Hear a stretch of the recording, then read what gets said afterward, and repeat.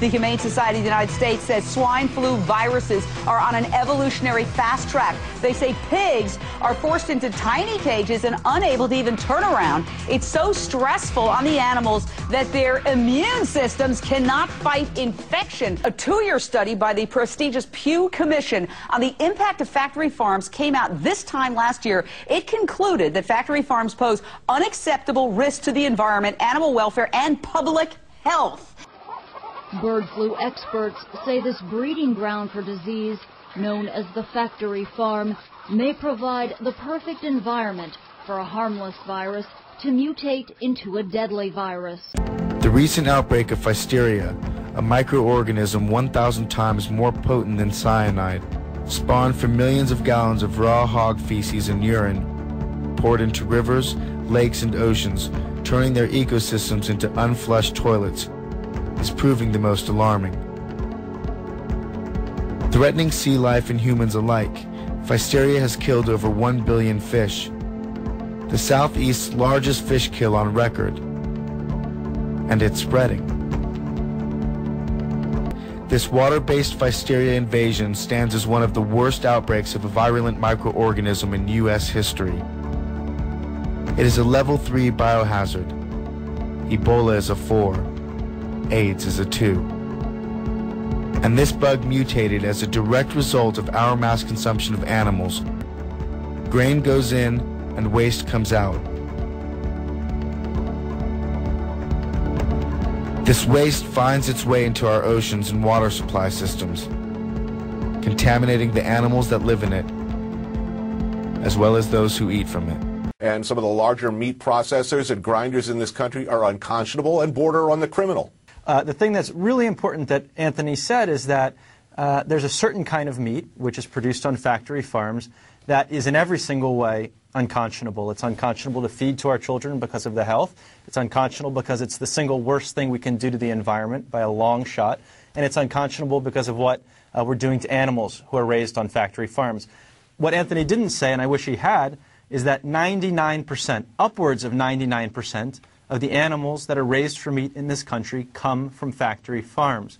So when we're talking about meat, when we're talking about the meat that they sell in grocery stores, when we're talking about the meat that we order in restaurants, we are effectively talking about factory farms. Those practices, if you read the Times article that came out recently on this most recent E. coli outbreak, it's truly terrifying. And the stuff they're putting in these burgers would not be recognized by any American as meat. Yes, hello, Larry. Go ahead. How are you? What's the question?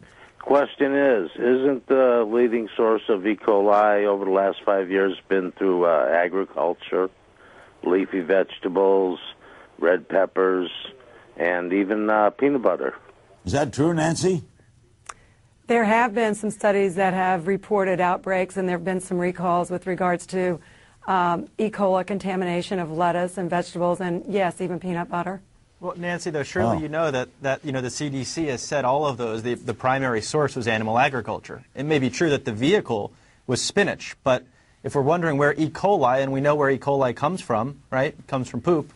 It's not coming from the spinach. It's all coming from runoff from factory farms. I wouldn't argue with that. I would say that, again, that's pretty much outside of the realm of my expertise. Because one of the things that a plant-based diet does that's not generally known, we can cure heart disease now. Well, Paul, very simply, the message is that we are learning more and more about how diet influences the risk of cancer. And this is one more bit of evidence that says if you eat a lot of red meat or a lot of animal fat, you are at increased risk of getting cancer. Get rid of insulin, control blood sugar, minimize medication in just a few days. Sound too good to be true? Rosalie Isles did it. 3 days after I went on this diet, I was taken off the insulin. I had been on insulin since 1987. I no longer take insulin. By getting on a plant-based diet and getting it completely off animal flesh, it allowed us to get off the insulin, and it allows her to lose weight. Well, I was taking 13 medications. I'm down to 4. My diabetes is under control by eating less meat. 3 times, Supreme Beef, a hamburger meat grinding plant in Texas, failed a series of tests for salmonella contamination. once with nearly 50% of its meat contaminated. Instead of complying with the new standards, they sued the USDA. And this wasn't just any ground beef plant. This was a ground beef plant that was supplying as much as 45% of the meat for the National School Lunch Program. I mean, this meat was going to be sold and served to kids. That there are hundreds or even thousands of animals that have contributed to a single hamburger. When you bring everything together and you make it really big and you mix up microbes from all these different places in the feedlot and then in the hamburger and then it spans out to millions of people, that's a petri dish for food poisoning.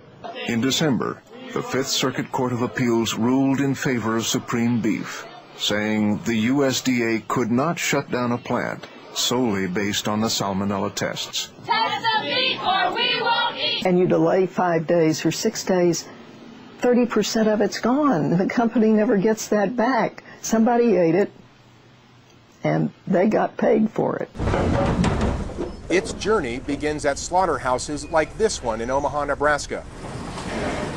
On the bones of nervous cattle, many of them drenched in their own urine and feces. It's an image workers here did not want us to record. We can't have everybody filming at all. American beef producers are nervous themselves these days. Grisly images of sick cows being abused and dragged through their own manure forced this plant to shut down in February and recall 65 million kilograms of meat, the largest beef recall in U.S. history. They're walking around in manure. U.S. Government Beef Inspector Trent Burhow says the lack of safety and health standards in slaughterhouses would shock consumers. The bottom line ultimately is it's still manure, it's still fecal contamination, and whether it's diluted with hot water, chlorine, or any other chemical, I don't want to eat it. I don't want my family eating it. I don't want anybody eating it. I don't want a system that says you can have fecal matter all over it and then irradiate it. Irradiated poop won't make you sick, but it's still poop. Red, fresh meat, or is it? Congressional hearings pointed to the pitfalls of treating meat with carbon monoxide. Treating meat with carbon monoxide allows the meat to keep its freshly ground red color, even though the meat may have spoiled. I have a picture on the screen. There's 2 packages of ground meat that were left out at room temperature for 27 hours. You can see the one which was treated with carbon monoxide looks fresh and red, while the other meat has turned brown and quite nasty looking. Congressman Stupak and Congressman Ed Markey have introduced legislation that would require meat treated with carbon monoxide to be labeled so the consumer would know. According to the industry, 2/3 of all meat and chicken is no longer cut by a butcher in front of customers or in back of the supermarket case. Now, pre-packaged, case-ready meat is prepared off-site at large distributors and then shipped to supermarkets. The carbon monoxide treatment keeps meat looking fresh in that process. Food experts say a pound of ground beef cut by a butcher goes brown in 4 to 5 days. But meat treated with carbon monoxide by a meat packer can stay looking fresh for weeks. It's the same with imported seafood. Consumers aren't informed about how meat is treated. The meat is being treated with chemicals so that it's going to look like it's fresher than it is. None of us really know how safe the meat supply is. How many people are going to have to get sick and or die before the government steps it up in regard to consumer safety protection? Between 10 and 50 bacterium are enough to have killed these children. Thousands of them would fit on the head of a pin. Now, a leading authority on global warming says we need to turn vegetarian if we're to save the planet. According to the UN, turning vegetarian would have a major environmental impact. Meat production is responsible for 18% of global carbon emissions. That's more than the transport industry. But if one were to eat a cheeseburger now, it would probably taste good for that moment, but from that point on, you only get the adverse effects of that cheeseburger. Don't eat it. Throw it out. What happens on your plate represents your most important engagement with the natural world and the biggest impact you have on climate change. She was left paralyzed after unknowingly eating an E. coli-tainted ground meat patty. I honest to God, believe that they should be in jail.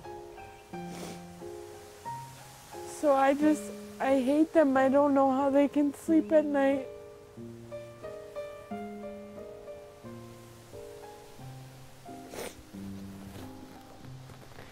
I ask myself every day, why me? And why from a hamburger?